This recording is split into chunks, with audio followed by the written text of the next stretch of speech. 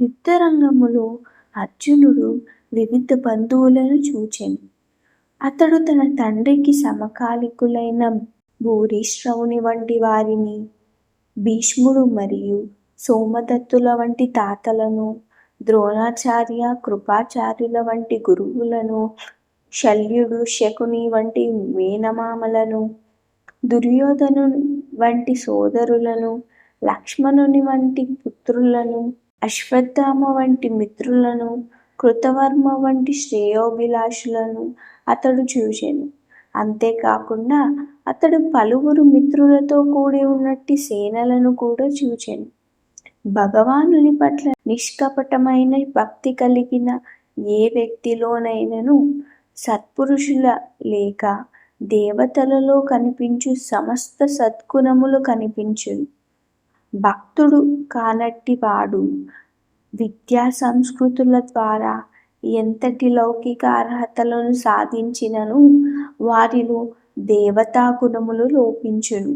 కనుక తమలో తాము పోరాడుకునేందుకు నిశ్చయించుకొనిన దయాదులను, మిత్రులను, బంధువులను చూడగానే అర్జునుని హృదయము జాలితో నిండిపోయింది.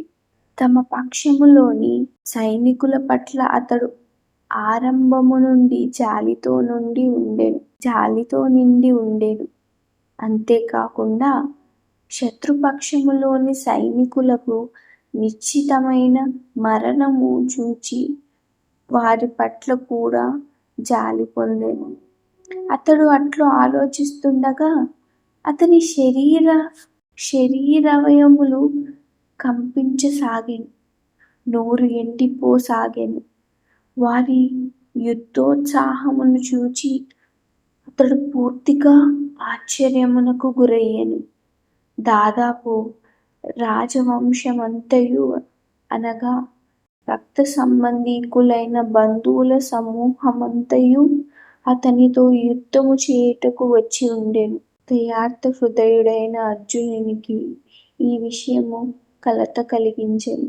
ఇక్కడ పేర్కొనకపోయినను అతని శరీరావయవములు కంపించుట, నోరు ఎండిపోవుటయే కాకుండా అతడు జాలి కలిగి రోదిస్తుండెనను విషయమును కూడా ఎవరైనను సులభముగా ఊహించగలరు. అర్జునునిలోని అట్టి లక్షణములకు అతని కోమల హృదయమే కారణము, అంతేగాని బలహీనత కాదు. అట్టి కోమల హృదయము శుద్ధ భక్తుని లక్షణం. కనుకనే శ్రీమద్భాగవతములో ఈ విధముగా చెప్పబడినది: యస్యాస్తి భక్తిర్భగవత్య కించన సర్వైర్గుణైస్తత్ర సమాసతే సురాః హరభక్తస్య కుతో మహద్గుణాః మనోరథేన సతి ధావతో బహిః.